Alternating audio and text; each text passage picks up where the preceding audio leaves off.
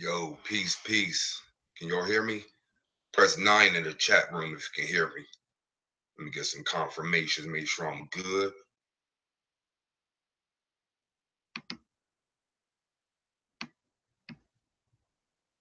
All right, should be coming through now. Put 9 in the chat room if you can hear me. Let me see those 9s popping off.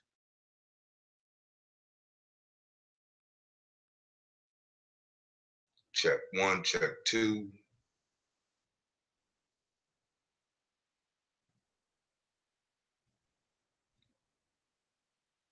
Okay, I don't have any confirmation yet. Yo, put 9 in the chat room if you can hear me. Yeah, all right, we in the building. Welcome everyone. And I'm going to leave this chat up because last time I did this live, I got clipped on my Jay-Z joint. So I'm going to leave this up so I can see for like minutes before I even noticed I wasn't even being recorded. All right, so welcome everyone. Welcome. All right, for this thing to be real good and for the playback to be good, I like to go into the information. I know people don't pop in all late and everything, but everything's recorded so you can go back and watch it. The way I like to do this thing is I like to drop the information. Then I usually have a few announcements and then I'll fill in any questions. Any questions that you have pertaining to the subject matter, information overload. Any questions you have, I'll be more than happy to answer it. I got about an hour and 15 minutes. It probably take me about a half hour to drop the science. So we'll get into it. Let me shout out some people first off for coming in early. See Yak023, Cornelia, Monica, how you doing, sweetheart? Delia, Christopher, Terrell, I am she, and she is me. I like that. That's slick. Wandering Sage, South Bronx, Caesar, Shaniqua, peace, everybody. Welcome. Renee, how you doing, Renee? Quest Love. All right, y'all in the building. The room's filling up. Like I said, I'm not too concerned with how many people watching live. Just want to lay the information out. So we're dealing with information overload. That's the science today, y'all. Information overload. It's one of those things. It's been on my heart to do a broadcast on this for a minute now because a lot of people are falling victim to it. You don't know what's going on. More than likely, you are experiencing information overload and don't even know you're experiencing it. So I'm gonna lay down this lecture. Then y'all better understand what's going on here. What's up, Micaiah? That's kind of see. That's why I don't like looking at the chat. It throws me off. Like I said, if you have any question, you can ask it when I'm done or whatever. It take me probably about a half hour to drop the science. Then I'll have some announcements and I'll answer any questions that you have pertaining to information overload. I like to stick with the subject matter, or we'll be here all day. So first off, what is information? What is information? And you have to look at the word information and break it down. The first word is in, the middle word is form, and the last part is ation. So you're saying something is in and something is forming. So when you look at information, look at something that's forming inside you. Information is internal. So this is something that you're taking in. Where are you taking it in? Where is it being stored? Where is it being held? You know, those are certain questions you want to ask yourself. There are certain domains in different dimensions where all this information is contained. But I don't want to lose anybody. Just know that information is an internal thing. That's something you're taking in. So it's spiritual. So now you want to look at how do you get your information? How do you get your information? There's two main ways that you're going to get your information, and both ways have a lot of different things under it. The first way that people get their information is through physical means. So these are people, places, and things. One of the two ways that people get their information is physically through people, places, and things. And you know what it is. People are just people you talk to. You get stuff off the internet, social media, books, lectures, teachers. Those are all people. These are physical people that you're getting information from. Also, the media is full of people. So this is your news. Church is full of information. School is information. Those are physical people that you're getting your information from. So they fall under the vein of physical. Also things. So we're looking at the internet is the main thing that people are getting their information from. Once again, there are people that are putting the information on there, but you don't see them. When you go to Google, you don't see the people, you just see the Google. You just see the URL. So things are another way you get your information from. Of course, these are books. Once again, there's people that are writing in these books, but it's still a thing that you're getting your information from. Also, places. If you go to certain places, you go to Morocco, you go to Kemet, you come to Ohio, shout out to the O, you go to California, Florida, any place that you go, there's also information there.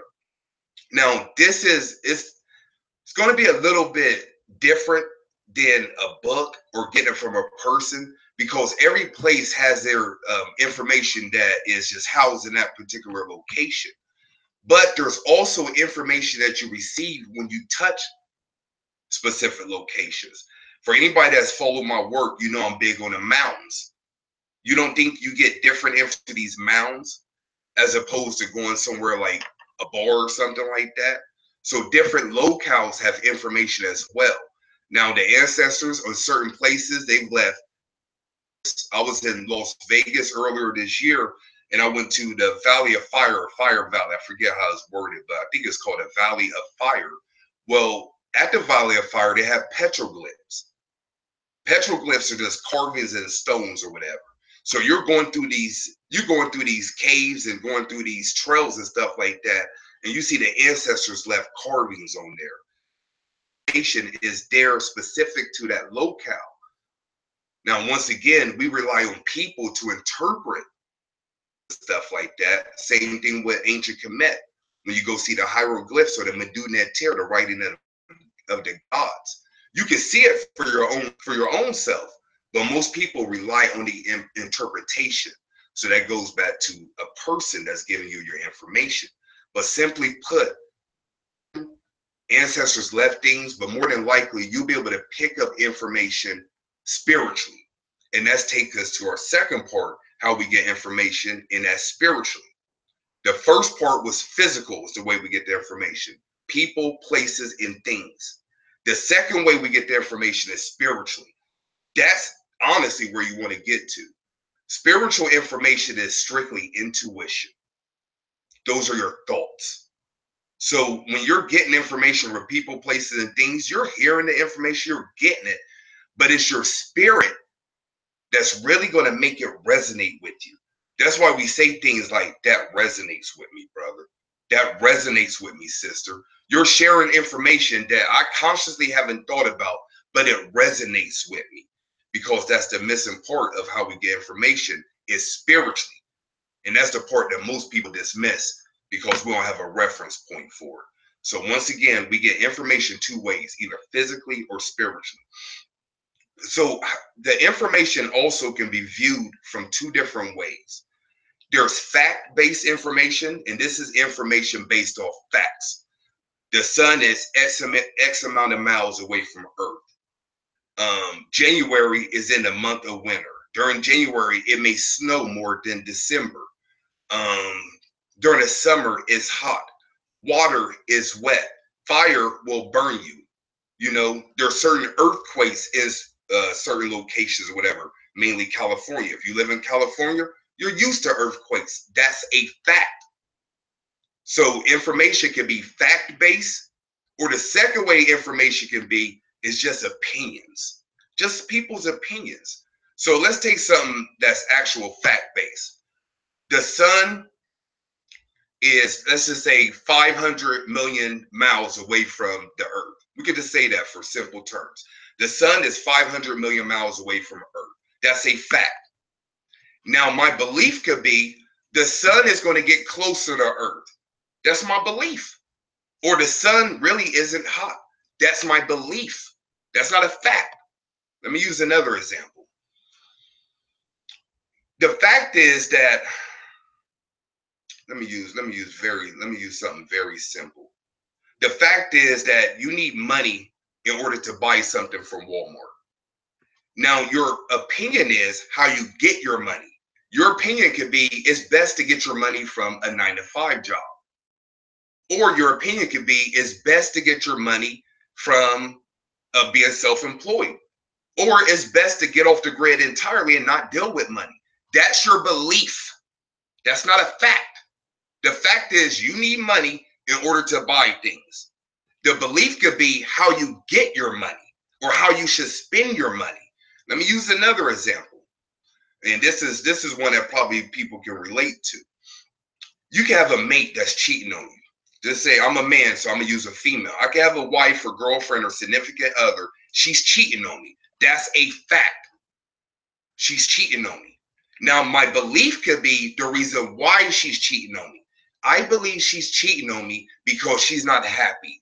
I believe she's cheating on me because she is just a nympho or whatever. She's just horny all the time.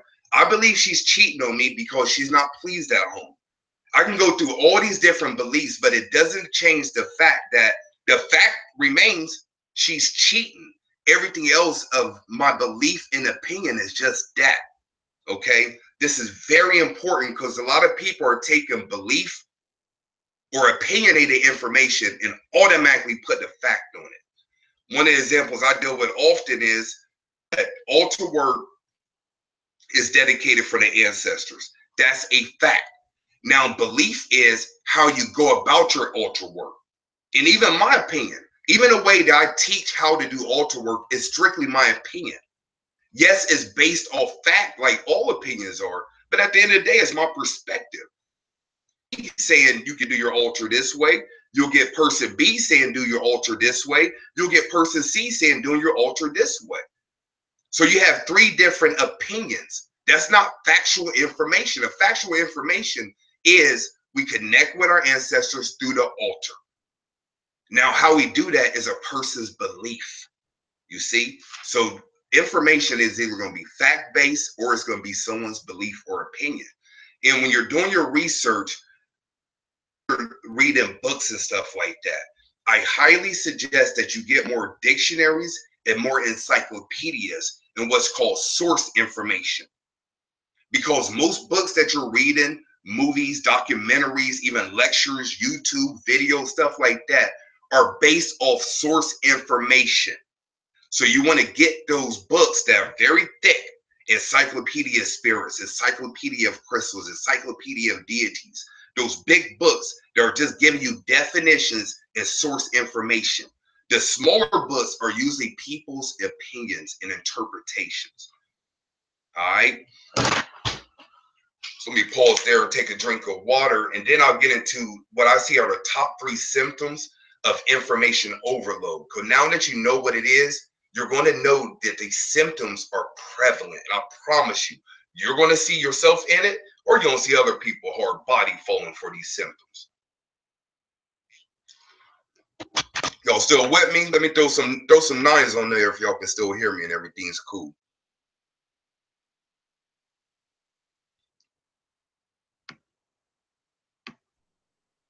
Still being recorded and everything's good, but throw some 9s in there to let me know for sure. All right, cool.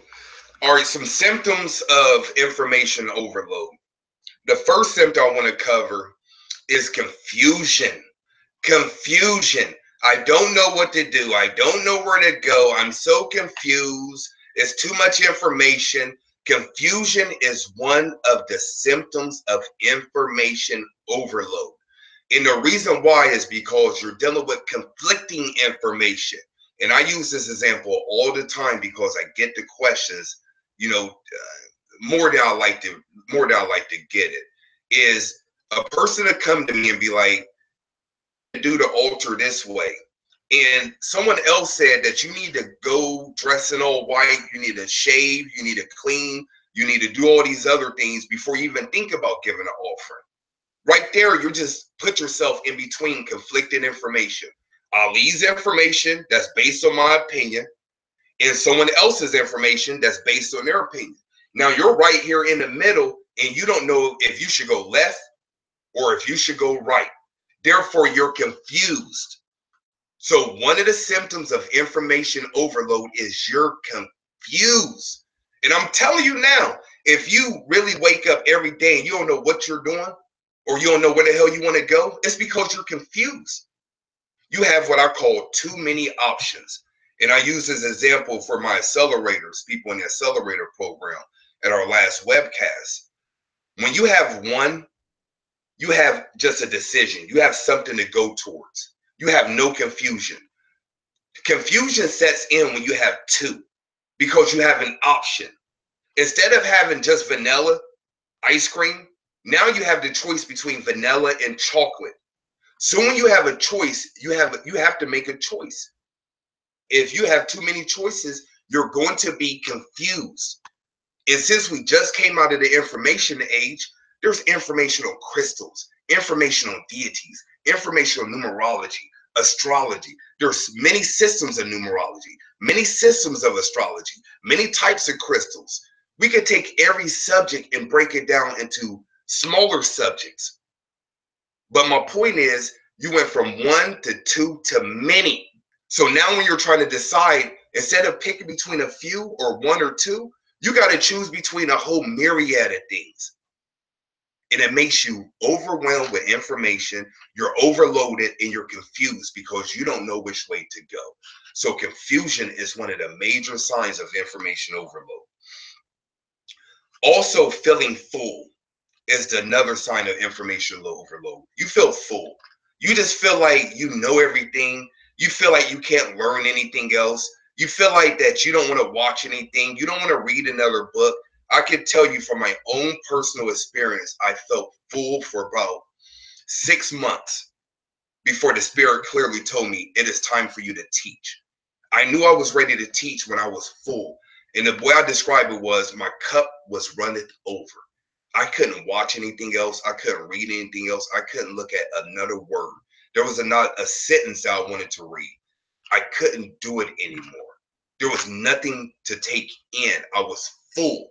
So when you feel like your cup is full, and in fact, when you feel like your cup is running over, it's because you have enough in your cup to serve other people. You see, once you have so much in your cup, you can let other people drink out of that cup. It's hard to feed anybody else if you're not fed. Some of you are overfed. You're glutton with information. Okay. And that takes us to our next part, which is being addicted to information. You're addicted to info. And one of the things that you may say when you know you're addicted to info is, brother, that was some great information. Or I didn't know that. You see?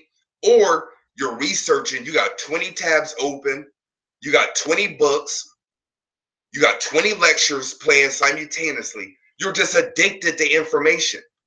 You wake up, that's all you're doing is taking in information, researching. Everything else in your life is going to hell. Relationship, health, family, everything else going to hell. Money, finances, but you're knowledgeable.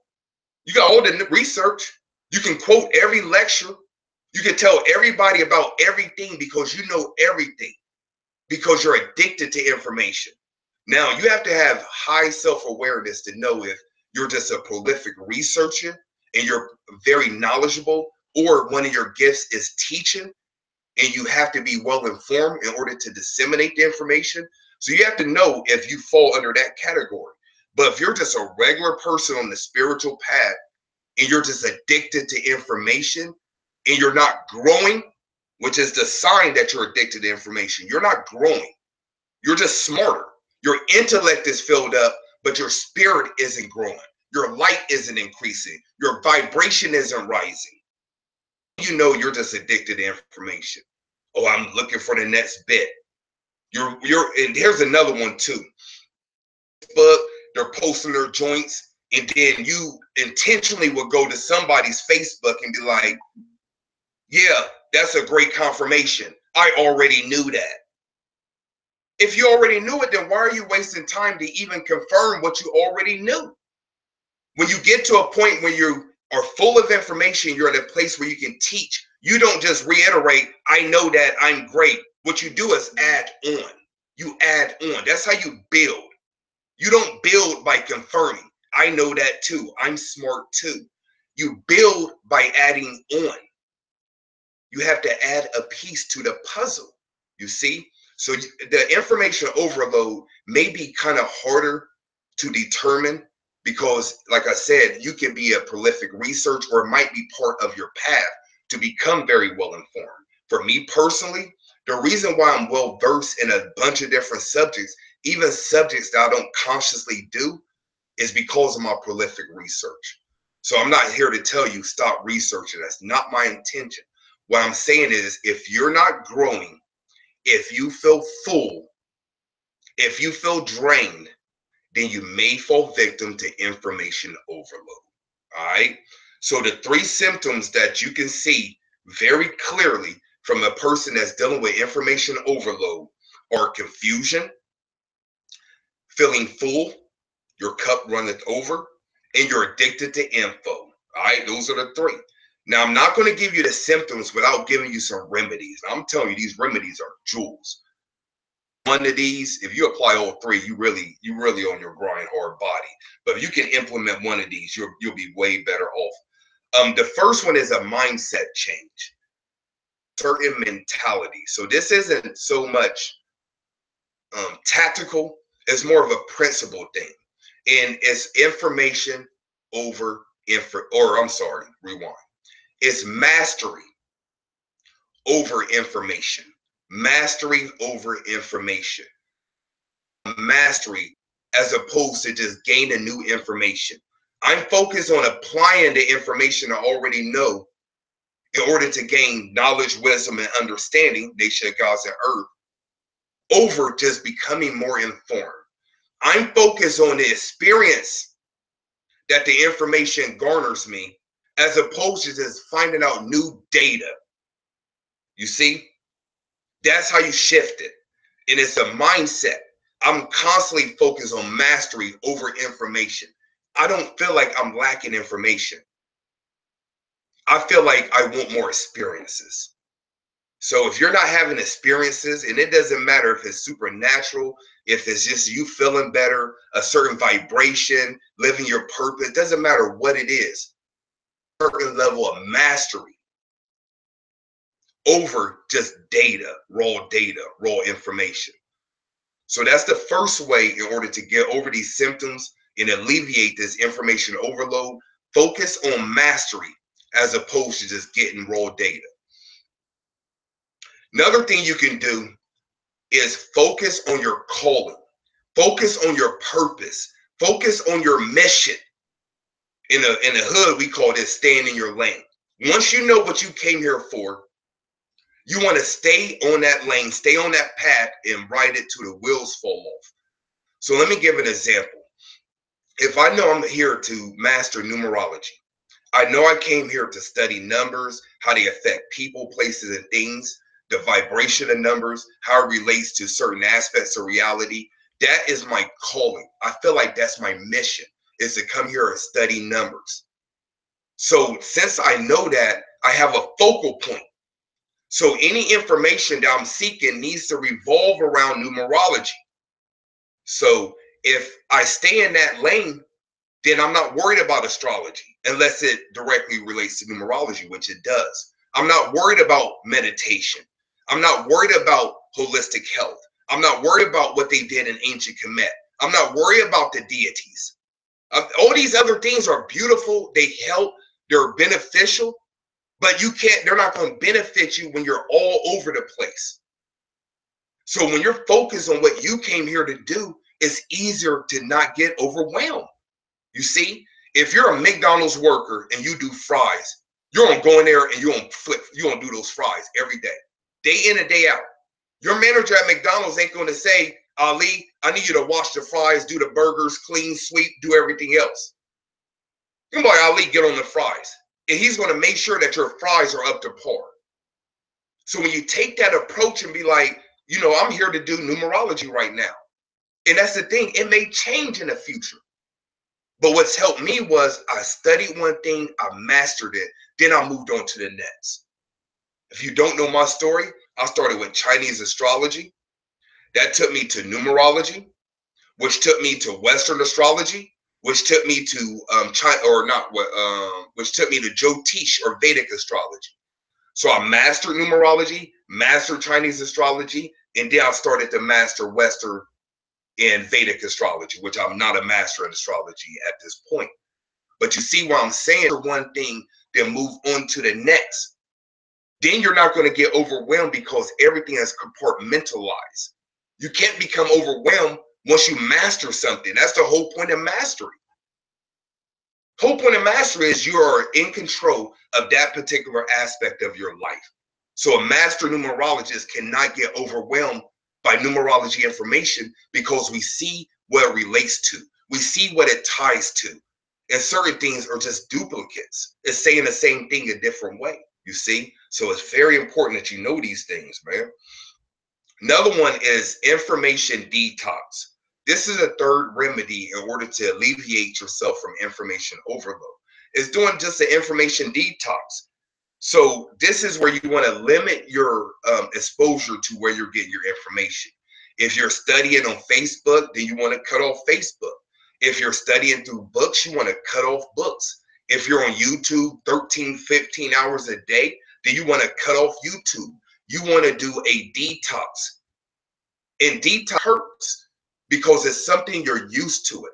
Anybody that's tried quitting weed, cigarettes, alcohol, cursing, cheating, anything that you quit doing and detox yourself from, it hurts because you're dealing with detox symptoms. You know, I do regular juice fast, and I know I get a lot of questions about that, and people saying I get headaches and all kinds of stuff when I do fasting because you're dealing with the detox in itself of that particular element. So when you do a detox from information, you're going to rid yourself of all the symptoms. So you're going to feel less drained. You're going to feel less sluggish. Watch this. You're going to feel less confused because you're not dealing with the information. What's going to come about next is direction. The spirit's going to tell you, go do this, go here, do this. Very easy once you get to that point. And remember, I told you there's two ways to get information, physical and spiritual. Cut off the physical part, you're left with the spiritual part.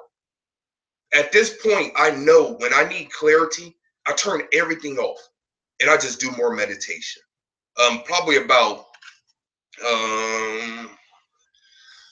when was it? It was sometime this year. I was at a crossroad where I was kind of confused. I pride myself on always knowing what to do, but I had a confusion. I was just confused. I didn't know what to do next. I didn't know to put my energy in this book. I didn't know to put my energy there. I was just confused. So what did I do?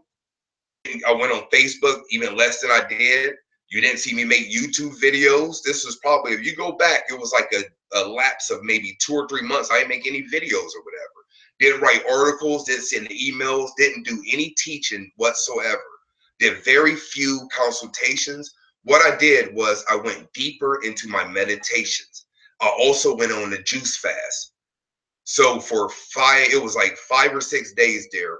I meditated hard body multiple times a day. I went on the juice fast. By the 5th or 6th day, I got clear direction on what I should do. Clear direction, no confusion whatsoever. So once you get to a certain level, you know, and everyone's capable of this, you just have to get through these minor human things for real. But once you get there, you'll be able to do certain things to open yourself up. We all have our way that we do it. Some people do it through tarot. Some people can look at their astrology progressions. We all have our certain way that the spirit gives us direction. For me, I like to rely on my internal compass, which is intuition.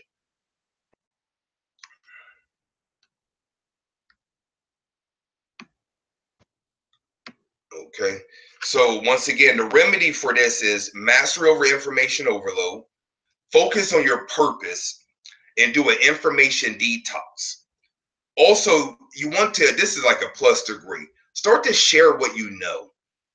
In my example, when I felt full, the spirit told me it's time to teach. So whatever you know, in order to get that stuff out your cup, pour your cup out on Facebook. Start a YouTube channel and start to share the information. Start a blog, start a podcast, do something in order to get the information out of you. That's a very good way of dealing with information overload. Get the information out of you. All right.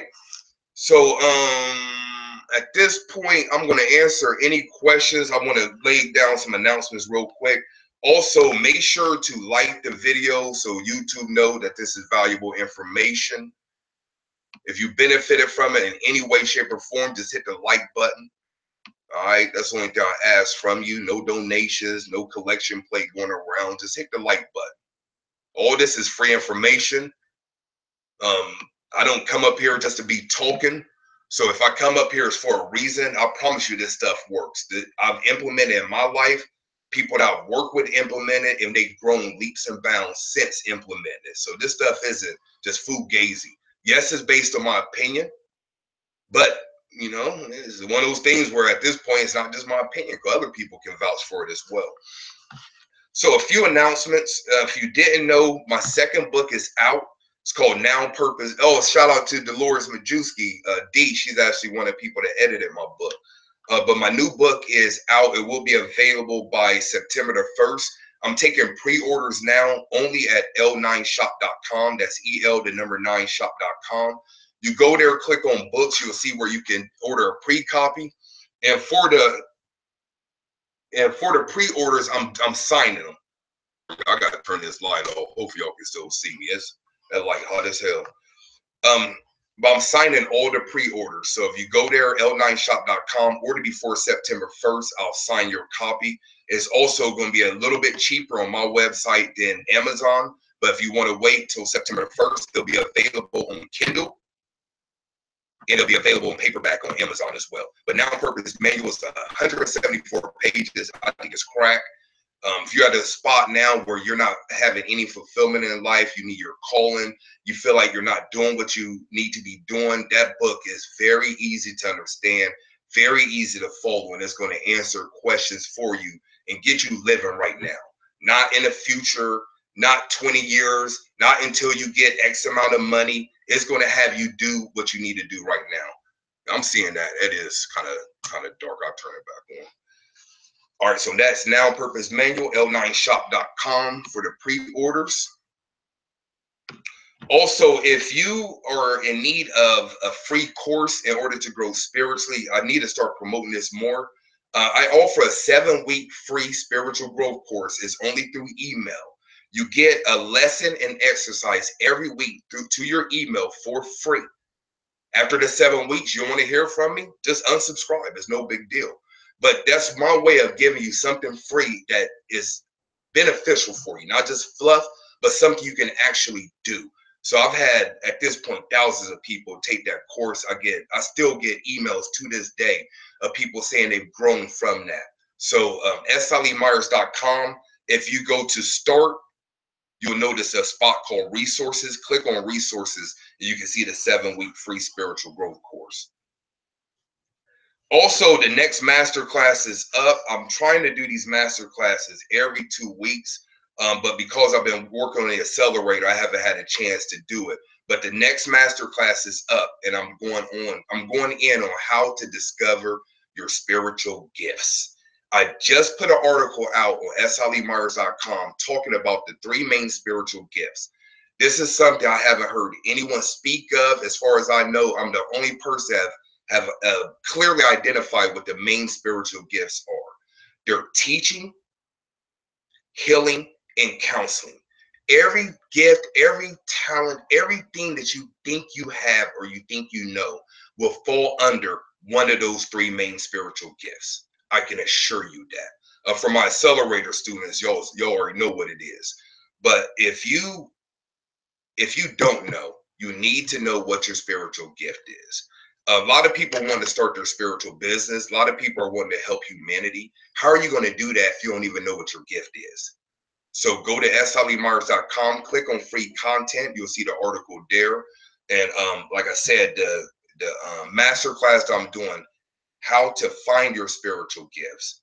I'm going to lay out the numerology way of doing it, the astrology way of doing it. If you don't know your numerology and astrology, the way of doing it, how to fine tune your gifts, how to start sharing your gifts. The information is priceless, man. For what I'm charging, I'm kind of jerking myself. And I know people can look at it and be like, I don't know if I'm going to get that much value in it. take that master class, you'll see what I'm talking about. Anybody that's taking one with me, they can tell you that the information is on point. And after that, you're not going to have to buy anything or do anything. You'll have everything you need to know after that master class. So sholymyers.com, click on master class and make sure to sign up as soon as possible. Last announcement, and this is my baby. This is where my energy and all my focus is. Spiritual Mastery Accelerator Program. I got a few accelerators in here now. They probably could drop something if they want. But my newest program, my newest offering, go to spiritualaccelerator.com. That is the best program by far for people that are really wanting to master spirituality, for people really wanting to master their particular gift, wanting to make an impact on the world. Without fluff, without doctrine, without information overload, without someone dictating you need to do this. For you to come into your mastery safely with a community under my guidance, I can't think of anything else I can do. Especially at the, on my last broadcast, I mentioned that at this point, I charge $100 a half hour and $200 an hour to speak with people one-on-one. Understand that's kind of pricey for most people, but I've created something where it's highly affordable, where you gain access to me, you gain a community. There's modules, courses. We have 3 live webcasts every month.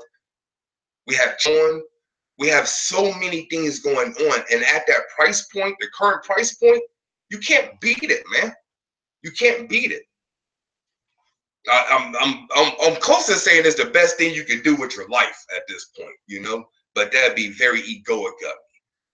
If you're at a place now where you really are wanting to master spirituality, you're tired of doing this thing by yourself, but you don't want a master per se or a master teacher that you have to default to, spiritualaccelerator.com. Check out everything. You can do a complete walkthrough. There's testimonials on there. Everything is laid out. I don't want anyone signing up until you read everything on that page, so you know what you're getting into, because it's not for everybody. I'm not going to handheld you, even though I'm going to help you along with the community. I'm not going to tell you what you need to do, even though I'm going to give recommendations. But if you're not ready to put in the work, it's not going to work for you. And I don't want people that just want to deal with information. I just want information. I just want to feel smarter. This isn't for you. Stick with YouTube, stick with the articles, stick with all the free information. And I say that out of all my love and kindness. This is for people that are wanting to put in work. You want to put in work, come holler at me. spiritualaccelerator.com. So at this point, if you have any questions whatsoever, I'll be more than happy to answer it. Appreciate everybody for sticking around, even though you don't have to, because it is being recorded. Especially after the presentation, you got what you needed, go ahead and go on out. No big deal. Yeah, the Sangha community. Yeah, that's what I'm saying. If I get up here and talk about the accelerator, we'd be up here for hours. It's so much, so much. And you may not use everything as well. We have over 70 members. I think about 60 are in a Sangha, but everybody's not active. Certain people just come there for the modules. Some people come there for the live webcast. We have resources that aren't free other places. Some people come from that. Some people come for the community. Some people come for the accountability. It's going to meet you where you are. Wherever you need, it's there. I promise you, I set it up. I set it up, yo. What do I need to focus on to become a master manifester? I would say a particular magic.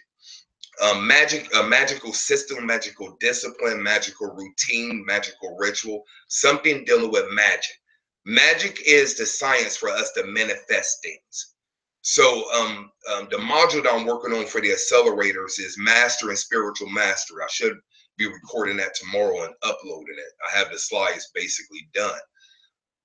But in that, I'm introducing something I've never taught publicly, is what I call the 9-fold path to spiritual mastery. Essentially, there are 9 major paths in order to gain mastery in spirituality. One of those paths is magic. Under magic is where you're going to deal with manifesting. There's many different magical modalities, so many, too many to mention. But that's where I would say start with. Start with magic. Pick either a tool, a ritual, or a system, and master it. I recommend for you.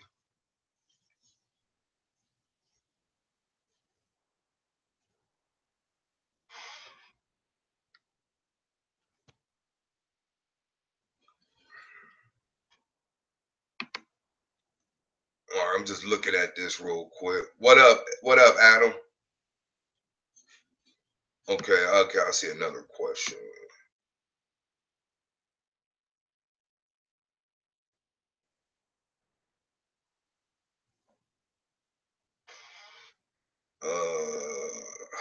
How do combat the confusion? What is one good source to go to and read and get the correct info to go step by step? That's the thing. When you're dealing with any information, it's based on someone's opinion. So that's the reason why there's many ways to read a tarot deck. That's the reason why there's many ways to create a sigil. That's the reason why there's many ways to do a numerology chart. There's many ways of doing everything, and all the ways work. Let me use this example. You can have 10 people do a magic ritual step by step, the same way, same day, do it together. They can do everything identical. T. But yet, all those 10 people are going to experience different things in their life. Some people are going to manifest what they ask for. Certain people may end up in a worse position. Certain people may have to wait. Certain people may get it the next day. Everyone's going to have a different experience because it's not the technique, it's not the ritual, it's you. You're the common denominator. So, how do you combat confusion? Get one book, one teacher, one way of doing things. That's how you do it. That's how you do it. One, focus on one, then work to two. So how you combat confusion? You get rid of everything that's above one and stick with one. Few things, any recommendation on where to get info to start with Ancestor Altar crystal work? Ancestor Altar, I wouldn't recommend anyone but myself because I laid out all the information on Altar for free, either through YouTube or through my articles, sallyMyers.com. You put in Altar work on YouTube or you go to my website, you'll find a plethora of information dealing with altar work from me. If you do it with someone else, then I suggest study that person's altar information. Could I have a consultation with you? sallyMyers.com and click on one-on-one services. Crystal work, I recommend the Encyclopedia of Crystals by Judy Hall. Sister Micaiah, peace. The Spiritual Master Accelerator Program is awesome. Great information that you can apply to your practices. Sign up for it. Now, you heard her. She's in there and flourishing it, might I add. And she's been on the screencast with me. So I love Sis Micaiah. Can I join the free course? I need it. sallyMyers.com. Go to start, and then you'll see resources. Click on that, and you'll see where you can sign up. How should we introduce spirituality to our children?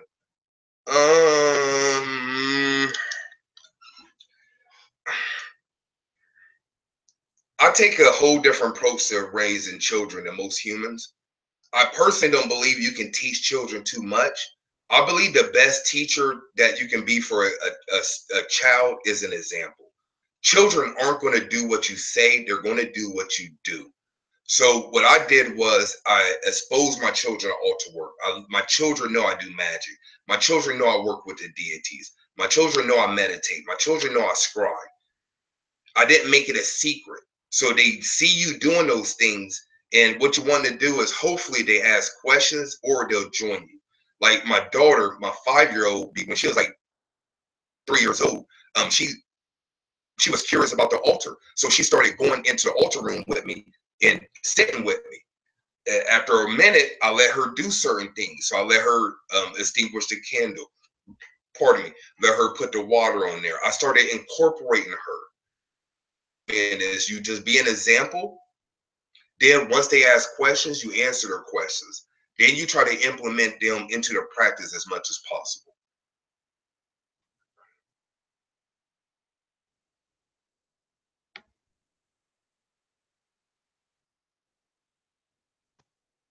You're welcome.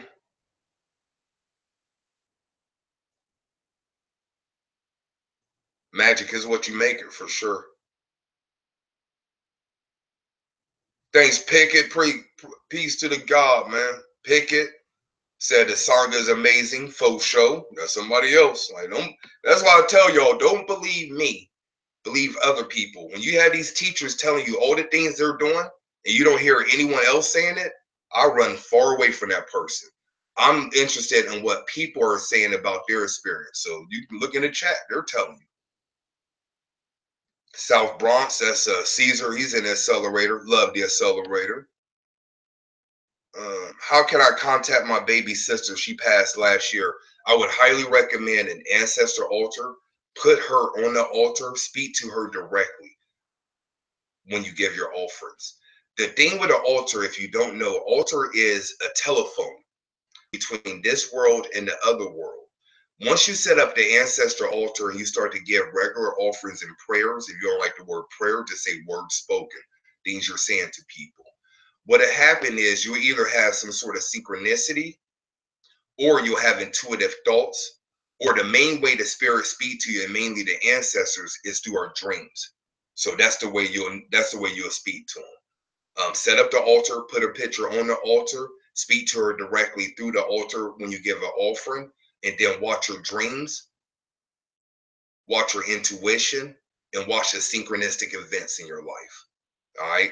Has someone I don't know if they emailed me. I believe they emailed me. They were like, yeah, I put my ancestor altar up. I burned some ancestor money I got from you. I gave an offering. Like, when I was giving my offering, the picture of, I think, their grandfather or somebody that's been on her mind heavily, their picture fell forward. So she took that as a sign. But if that wasn't good enough, she said after she was done with her offering, she was doing something, and there was $10 worth of pennies, or $10 worth of change in that specific location. So she took that, put the two and two together. I've done my altar work. I burned ancestor money. I gave an offering. The picture fell over. Immediately after that, I found all this change of money. I got my confirmation. So that's what I'm saying. You'll get these synchronistic events that the ancestor lets you know they're there. What I tell people is, especially if you follow my altar work, my altar information, I should say, you would notice some sort of confirmation within 30 days. I can assure you that. If you don't, sometimes they can be dealing with, are you giving enough offerings? Is your altar in a certain location? Is your vibration correct? I mean, it's other things, but the majority of people will notice some sort of confirmation within 30 days. And shout out to everybody that's copped our ancestor money. At this point, because I've taught so much about the altar, there's at least 3 people I know of that are making videos about my teachings of altars and the ancestor money. So I've basically shared everything I can about the altars. I did an altar magic masterclass. If you didn't catch that, or if you're not in the accelerator, which the accelerator people get it for free, but you can get that at slimyers.com. Go to start and shop, and you can see where you can purchase the master classes. But I said that to say, I've given all my information dealing with the altar, deity linkage manual, how to find deities with numerology. Like, I've literally given all the information about the altar, whatever, for you to get it popping. At this point, people are making videos and doing their own thing based on my information. So if you go to YouTube right now and put my name, ancestor money, you're going to come across other people besides me talking about my ancestor money. One person in particular, I'll shout her out, is Pretty Boss TV. Kendra is her name. And she has a video called Ancestor Money Changed My Life. So you go to her, watch her video. She'll tell you. She got the ancestor money. She got on her altar game, and she's been flourishing ever since then. So at this point, the information is out there. But if you've been thinking about, oh man, my ancestors called me, I need to put up an altar, and you've been saying that for like 8 months, like what are you waiting for? You're not missing any information. It's out here. You haven't done what we've been talking about, is applying the information. Until you apply it, your breakthroughs aren't going to come to you. So start applying this information, y'all. Yeah, somebody said I seen her video. Yeah, she's on point, man. She's on point, and it ain't like she just taking my information. She's adding on. What we're speaking about is there's no new information. I didn't invent in this lifetime ancestor money, altars. You know what I mean? Offerings. I didn't invent that. You know, but it's my interpretation. So other people are doing the same thing. It's just our opinion. But a lot of opinions, if people are using it, if it's working, then I mean, you might as well use it too. You might as well use it too. Another person, Dion, the Sangha is on point, part of the accelerator program. Thank you. What's the difference between burning different bills of ancestor money? What I was told spiritually is the more you invest in your ancestor money, the more value the ancestor money has. For a while, I thought it was based off the denomination, but you can have a $500,000 bill that you have a $500,000 bill that you spent $10 for. In my opinion, and this is just my opinion, I believe that the one you spent money for has more value, has more resources, has more energy, because money is currency. So I would say the more you spend on it is how much it's going to be valued. Or you can look at it just from the denominations and saying the higher denominations are worth more.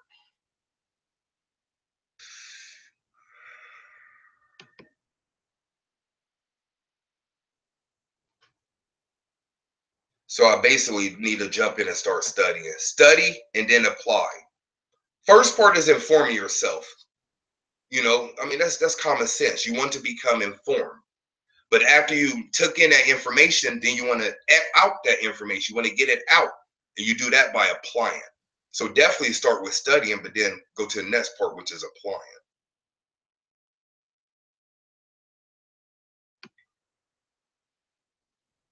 What's the best offering to give to Tahuti? I have Tahuti on my altar along with Indra and Oshun. And the way I teach offering offerings is I give one offering for the gods and the ancestors. So I just give whatever I eat.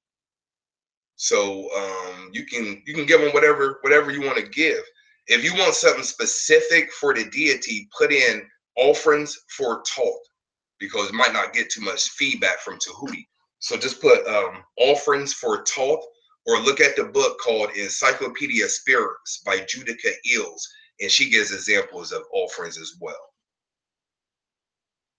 Yo, real talk, that was me. Yes, my daughter has watched me ask questions in case you meditate. You're welcome. Thanks a lot. I'm joining. I think you're talking about the accelerator program at soulspiritualaccelerator.com. That's a life changer. And peep this too. If you go in there, you don't like it, you ain't feeling it, hit me up. I'll give you your money back. Or if you go in there and it ain't for you, I'll give you your money back. It ain't that serious, yo. It ain't that serious. It's for you. People are going to sign up. People are going to join. I'm telling you, before it gets to a price point where you be like, man, that's too much. If you feel that way, get in it while it's still low. While it's still low. Get in early, man. Love Pretty Boy, I do too. I talked to her a couple days ago. She is a very, very sweet girl. Applied knowledge equals power. True indeed. They say knowledge is power. I say that's a misnomer. I say applied knowledge is power. I have these questions because I've heard you can summon bad people if you don't know what you're doing. I'm just saying. I'm just saying too. That's based on information. I've never said that. I've never stated that. And I'm saying that because if you stuck with one source, and as far as ancestor alter me, then you wouldn't even have that put into your consciousness. But because you have that in your consciousness and someone's opinion made that your opinion, now you're dealing with, I'm not going to do this because this will happen. You don't know if it's going to happen until you do it. So it's one of those things where too much information confuses you and prevent you from moving. This is the reason why I wanted to do the broadcast. This is a prime example of information overload. Got so much information, not applying it because you got too much. And I'm not picking on you. I'm just saying, I'm telling you as best as I can, as kindly as I can. Oh, thank you, Latoya. Someone's paying attention. That's why you're accelerating.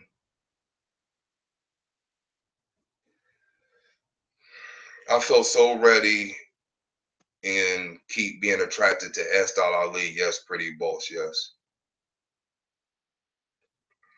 Yeah, I noticed people are attracted to me. The people that I attract are usually people that are about putting in work. I scare away people that just want feel good lectures or just want to feel good. They got melanin or that our ancestors did these profound things. I do my best to kick those people far away from me. Not saying you don't feel that way. It's not my point. You gotta be careful when you speak, or people take what you say and twist it and everything. What I'm saying is, I mainly deal with people. I attract people that are about putting in work. Yes, they're proud of their ancestors. Yes, they're proud we built pyramids. Yes, they're proud they have melanin. But I'm saying that it's more than that. Do physical work. They're not about lecturing. They're not about debating.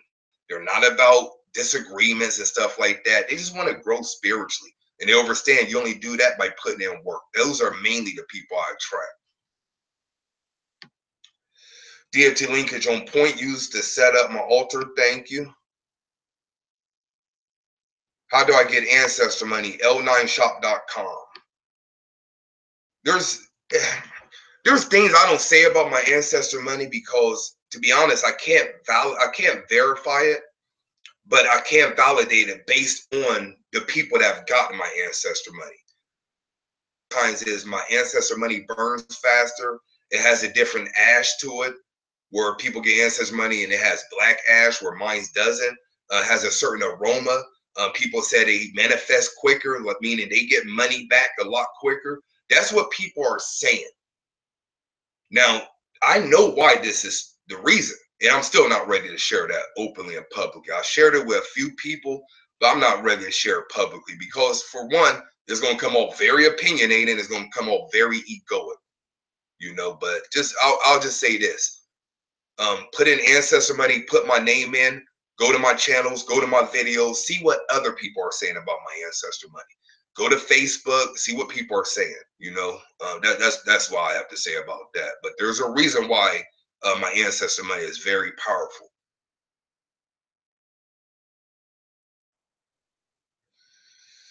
How should candles be extinguished at the altar? Can we blow them out or use a snuffer? It's up to you. Once again, that's one of those things that people will tell you don't blow it out. I'll tell you all a secret. I was blowing out my candle for the longest before something that you're not supposed to blow out the candle. Still to this day, I really don't have no strong opinion about it. I would say follow your heart. If the safe thing that people tell you is to snuff it, at this point, I'll wet my fingers and just put it out by the wick.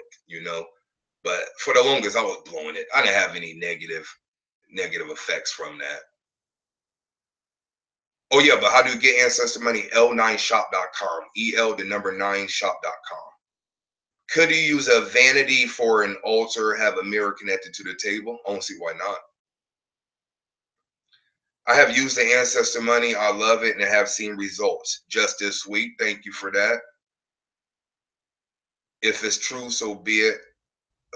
Thank you for teaching me how to respect in the afterlife the same way as I would as if the way we're here.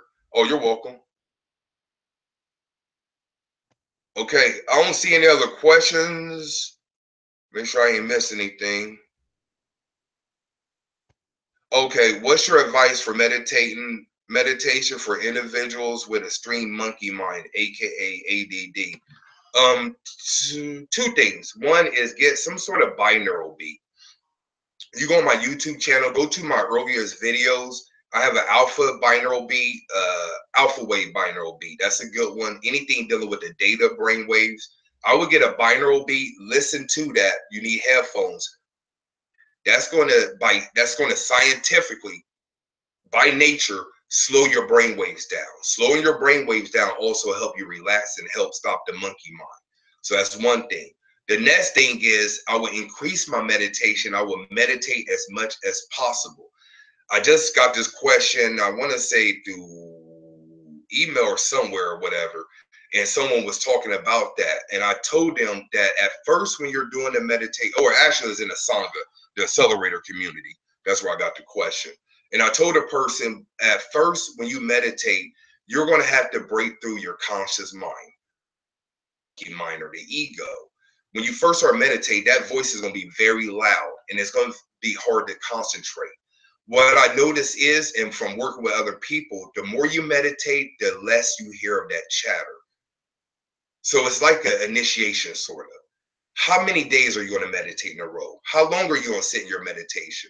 Once you get to a certain point, you will notice how that just starts to subside.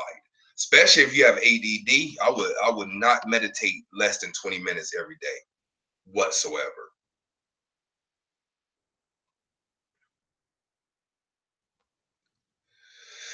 Yes, now I understand. Gotcha. Okay, I'm gonna ride with you, dude. Please keep it real with I mean, I ain't got no other way but to keep it funky, yo. That's how I get down. I keep it so real, I come off like a fool, and I understand that. I can very easily get up here and be like, you open up at a rate that is congruent upon Jupiter spinning around the eight axis of the Earth's diameter. I can get up there and do that all day. Sound very deep and prophetic and stuff like that. But I'd rather get up here and be real and speak regular words. You know what I'm saying? I'm from the hood, 14th in Baltimore, born and raised.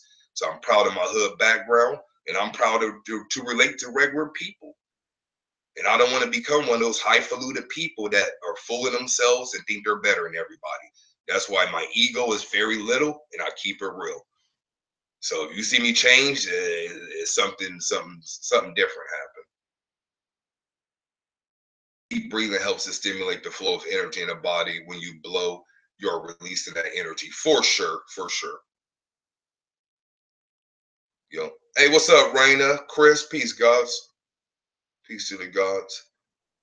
All right, Reiki helped with the sitting silent because the focus was healing instead of still mind movement. Meditation is good for ADD. Yep, very good advices too. Movement meditation, that's another thing that people don't talk about. I got it covered for my accelerators and mastering spiritual mastery. Meditation can be looked at as still meditation, where you're sitting or remaining still, or moving meditation. There's still meditation. So you got to pick a meditation that best fits with your energy. All right. All right, y'all. I don't see any other questions, and I got to bounce. I got to make some moves. Remember, spiritualaccelerator.com. That is where you want to be if you want to work with me for a ridiculously low fee. Bars. Spiritualaccelerator.com. Next masterclass is September the 3rd, and it's also recorded. It will teach you how to discover your spiritual gifts. So check that out, SLEMyers.com, and click on masterclass. Also, the 7-week free spiritual growth course, SLEMyers.com. Click on start and go to resources, and you'll find it there. So until next time, y'all, peace to the gods. Peace. One.